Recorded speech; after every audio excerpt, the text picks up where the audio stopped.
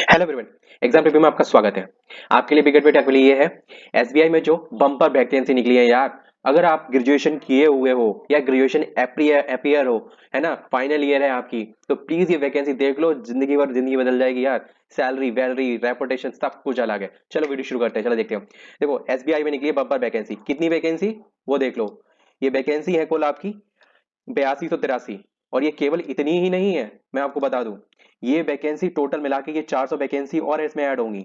तो ये कुल मिला के आपकी लगभग 8700 वैकेंसी है, मतलब 8700 वैकेंसी। और एसबीआई जैसी बड़ी ऑर्गेनाइजेशन में सबसे ज्यादा वैकेंसी और कम वैकेंसी का तो यहाँ पे पाल ही नहीं होता, क्योंकि जब इतनी ज्यादा वैकेंसी जब कहीं किसी एक ऑर्गेनाइजेशन में निकलती है।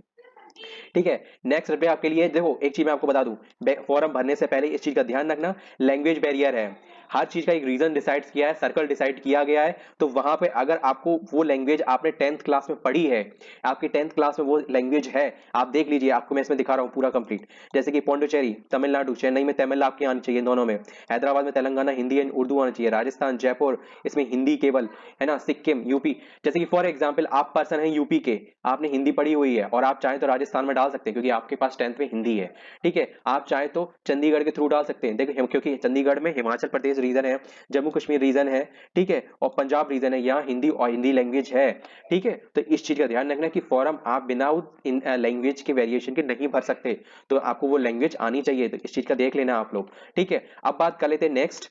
भाई क्वालिफिकेशन कितनी, मैंने आपको बताया ग्रेजुएशन होना चाहिए। भाई ग्रेजुएशन इन एनी डिसिप्लिन कहीं से भी आपने किया हो कोई मतलब नहीं बनता। इंडिया में आपने किसी भी ऑर्गेनाइजेशन से किया है, वैलिड ऑर्गेनाइजेशन, रजिस्टर्ड ऑर्गेनाइजेशन है सेंट्रल गवर्नमेंट में, तो आप एलिजिबल हैं। बट देखो, the certificate should be ensure that the date of the passing IDD on and before 31/12।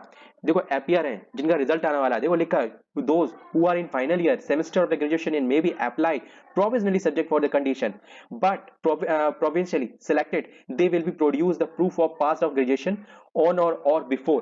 देखो अगर आप पासिंग ईयर है, आपका लास्ट ईयर है, आपका सेमेस्टर एग्जाम हो चुका है, सब कुछ हो चुका है, या एग्जाम भी हो चुका है, अगर आपका रिजल्ट 31/12 मतलब इस साल की लास्ट डेट से पहले आ जाता है, then you could be eligible. और ये केवल तब पूछेंगे जाके जब आपका सिलेक्शन मतलब डीवी होगा। ठीक है, मतलब अप्रैल में जाके मार्च में जाके, तो कोई दिक्कत की बात नहीं है। अगर आपका 31/12 से पहले रिजल्ट आ जाता है तो यू कुड बी एलिजिबल, नहीं तो आप एग्जाम दो यार, एक्सपीरियंस मिलेगा बहुत अच्छा। नेक्स्ट टॉपिक आपके लिए भाई इसके रिगार्डिंग, है ना, एज क्या है ना, एज क्या है भाई, एज भी तो जरूरी है ना, एज है भी या नहीं। देखो एज जो आपकी कैलकुलेट होगी 1 अप्रैल से होगी, इस साल की 1 अप्रैल से, 1 अप्रैल 2023 से, है ना, नॉट बिलो 20, 20 से नीचे का नहीं चाहिए और 28 से ऊपर का नहीं चाहिए। ठीक है। दूसरी बात, एज रिलैक्सेशन जो भी मिलता है ना, वो एस टू एस मिलेगा।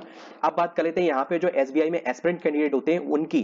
ठीक है। तो एस्पिरेंट करने के लिए थोड़ा सा आपको एज रिलैक्सेशन दिया गया है। The trend and aspirant of the SBI, the relaxation of the upper age limit will be applicable on the successfully on and before 31/10/2023।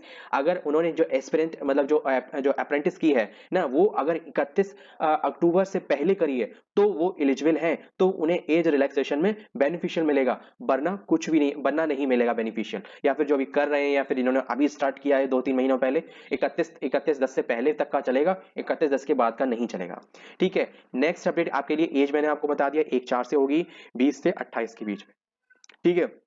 भाई सिलेबस क्या है, सिलेबस तो सबसे बड़ा टंटा है यार। देखो सिलेक्शन प्रोसीजर मैं आपको बता दूं, जिससे कि आपको सिलेबस का बहुत अच्छा प्रोसीजर है।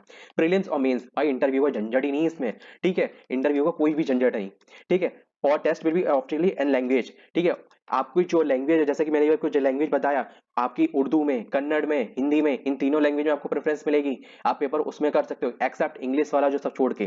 ठीक है। आप ये तीनों, जैसे कि यहाँ पे केरला है तो यहाँ पे तीनों लैंग्वेज में आपको मिलेगा ऑप्शन। आप किसी को भी लैंग्वेज अपने क्वेश्चन को मैथ का रीजनिंग की सिलेक्ट कर सकते हो। और बाकी केवल इंग्लिश जो लैंग्वेज सब्जेक्ट होता है, इसलिए वो इंग्लिश में ही रहेगा। प्रीलिम्स देखो केवल 100 मार्क्स का आएगा। 30 नंबर की इंग्लिश, 30 नंबर 35 नंबर की आएगी न्यूमेरिकल एबिलिटी एंड रीजनिंग, मतलब मैथ्स एंड रीजनिंग। और 30 और 20-20 मिनट हर सेक्शन को मिलेंगे आपको, मतलब पूरा 1 घंटे में आपको 100 क्वेश्चन करने पड़ेंगे बस। ठीक है। मैं अगर आपको इसके रिगार्डिंग कट ऑफ के रिगार्डिंग चाहिए हो तो मैं एक वीडियो बना रहा हूं, तो वो कुछ दिनों में आपको अपलोड मिल जाएगी।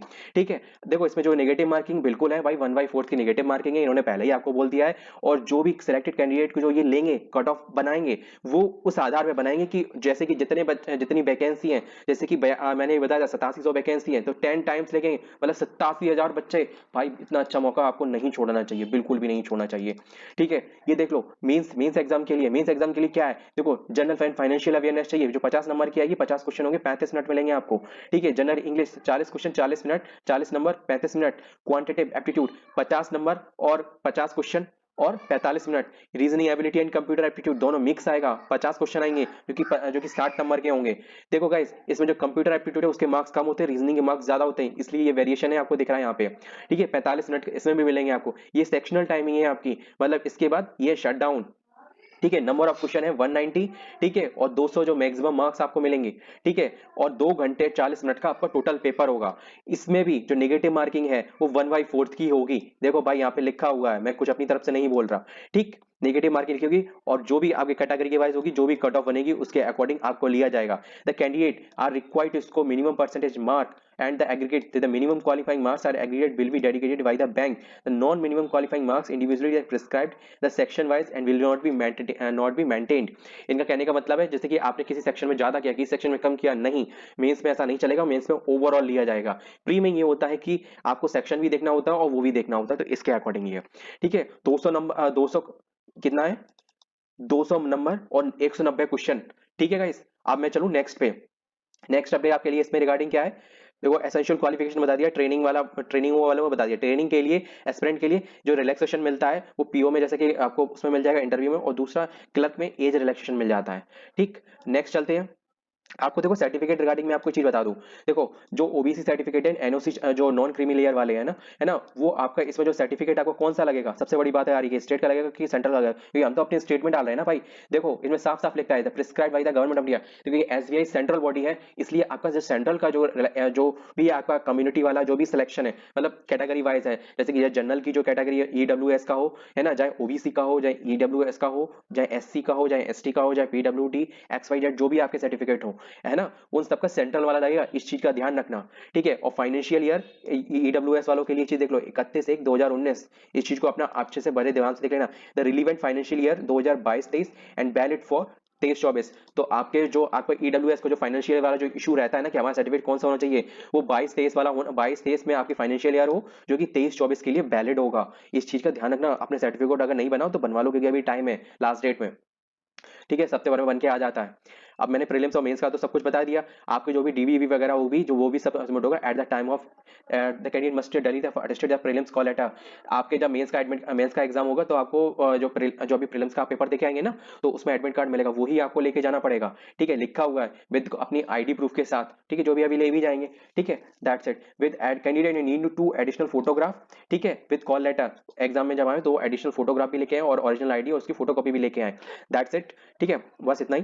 अब नेक्स्ट चलते हैं। देखो इसमें फॉर्म भरते वक्त आपको क्या क्या चीज चाहिए होगी, फोटोग्राफ चाहिए, थंबप्रिंट चाहिए, लेफ्ट थंबप्रिंट। ठीक है, सिग्नेचर चाहिए, जिसका लेफ्ट नहीं है वो राइट लगाएगा, सिग्नेचर चाहिए। ठीक है, और हैंड रिटन डिक्लेरेशन चाहिए। हैंड रिटन डिक्लेरेशन आप चाहो तो स्क्रीनशॉट खींच लो, मैं स्क्रीन थोड़ी बड़ी कर दे रहा हूँ। ठीक है, ये हैंड रिटन डिक्लेरेशन है, ये पूरी चाहिए जो मैंने पूरी हाईलाइट कर दिया है यहाँ से।